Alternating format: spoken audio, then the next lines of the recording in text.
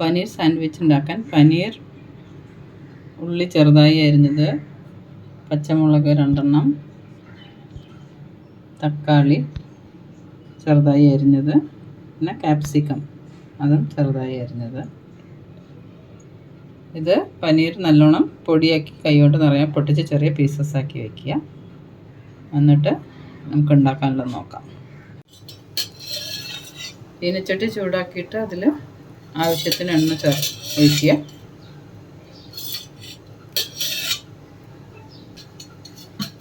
അതിനുശേഷം ഉള്ളി ചേർക്കുക.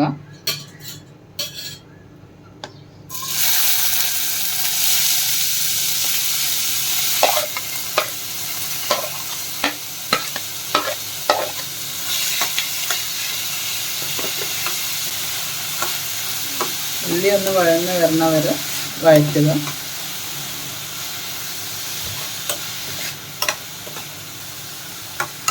തീ മീഡിയം ഫ്ലെയിമിൽ വെക്കേണ്ടതാണ്. ഉള്ളി പെട്ടെന്ന് വഴന്ന് കിട്ടാൻ കുറച്ച് ഉപ്പ് ചേർക്കാം.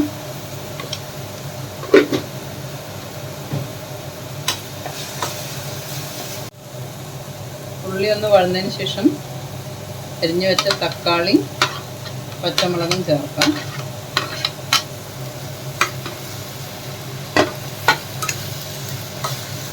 തക്കാളിയുടെ പച്ചമണം മാറുന്നത് വരെ വഴറ്റാം.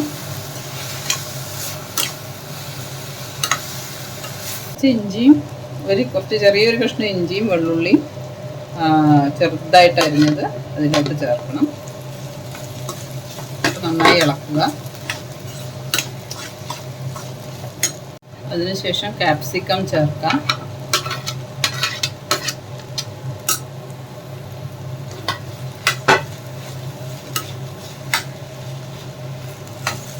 ഗ്യാസ് മീഡിയം ഫ്ലെയിമിൽ വെച്ചിട്ട് നല്ലവണ്ണം ഇളക്കുക. ഇനി ഇതിലേക്ക് നമുക്ക് മഞ്ഞൾപ്പൊടി ചേർക്കാം.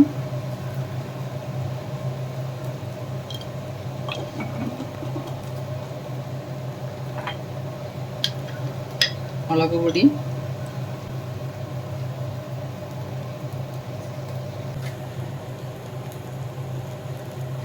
കുറച്ച് ഗരം മസാല എന്നിവ ചേർത്ത് നന്നായി ഇളക്കുക.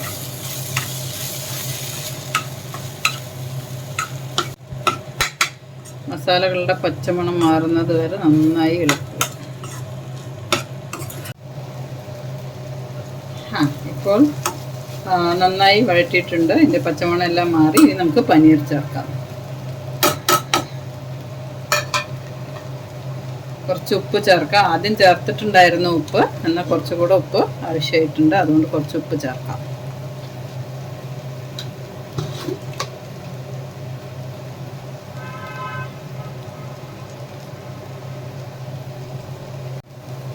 കുറച്ച് മല്ലിയുടെ ഇല ചേർക്കാം.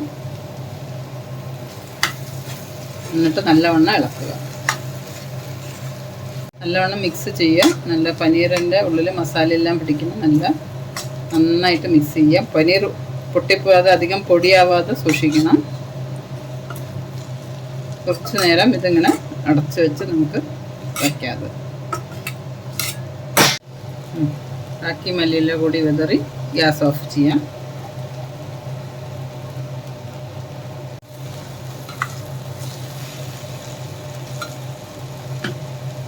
ബ്രെഡ് സ്ലൈസിൽ നമുക്ക് ഈ മസാല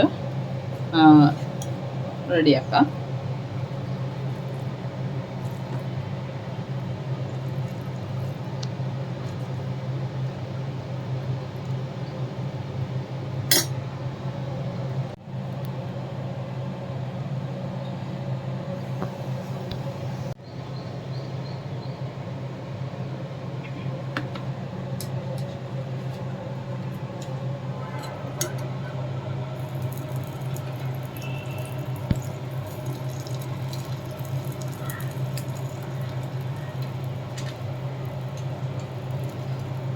ബട്ടർ ചൂടാക്കിയിട്ട് അതിലേക്ക് നമുക്ക് തവയിലേക്ക് വെച്ച് കൊടുക്കാം.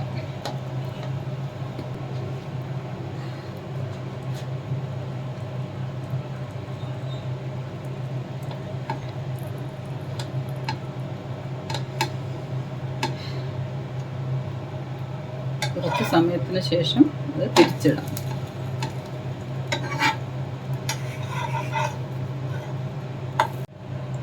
സാൻഡ്വിച്ച് റെഡി ആയിട്ടുണ്ട്. ഇനി നമുക്കത് പ്ലേറ്റിലോട്ട് വിളമ്പാം.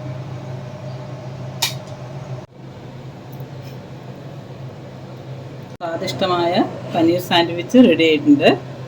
എല്ലാവരും ഇതൊന്ന് പരീക്ഷിച്ച് നോക്കുക.